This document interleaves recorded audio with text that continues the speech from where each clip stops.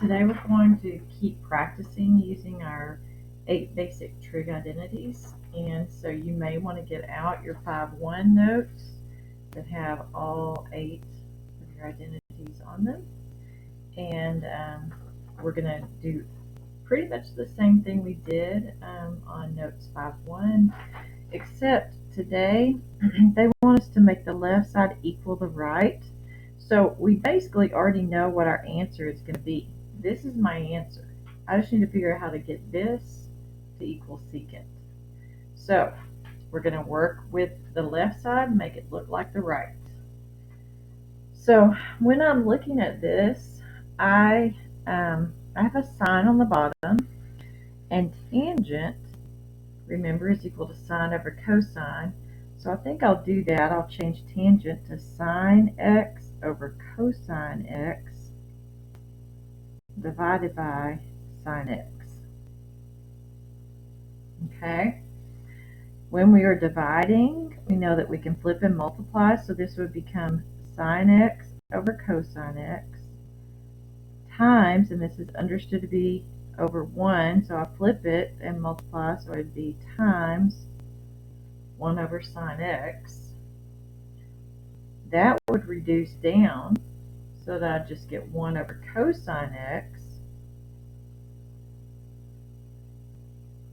Okay, so remember that all these are equivalency, so this one was equal to secant, this is equal to secant, this is equal to secant, and so lastly I have to say, okay, well then this, look over here, 1 over cosine is equal to secant. So yes, by property we know that those are equal. So making the left look like the right.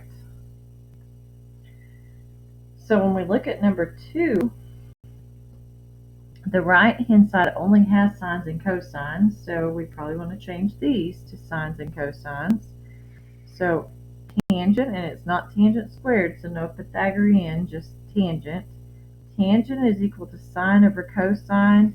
Tangent is also equal to 1 over cotangent, but the sine over cosine is probably going to be more helpful to make it look like the right. So we're going to change tangent to sine x over cosine x, and cotangent to cosine x over sine x. Alright, and that still equals 1 over sine x times cosine x.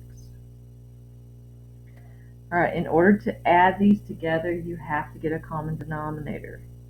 So this one, this denominator needs sine, this denominator needs cosine, so I'm going to need to multiply this one by sine x over sine x, this one by cosine x over cosine x. Alright, so when I multiply, sine times sine would give me sine squared x over sine x cosine x plus cosine squared x over sine x cosine x.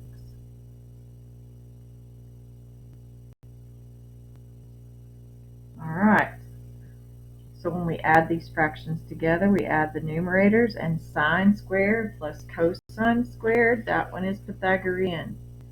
Sine squared plus cosine squared equals 1. So I can replace this with 1. 1 over sine x cosine x equals 1 over sine x cosine x.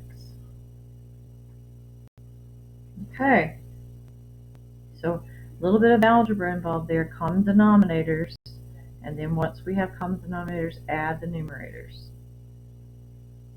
Alright, one more, and this one looks like this is Pythagorean. We're just trying to equal 1, so anything that we can do to condense this down, and 1 plus tangent squared is right here. It's equal to secant squared, so this would be secant squared x times cosine squared x. Okay, well, secant is the reciprocal for cosine, So secant equals 1 over cosine.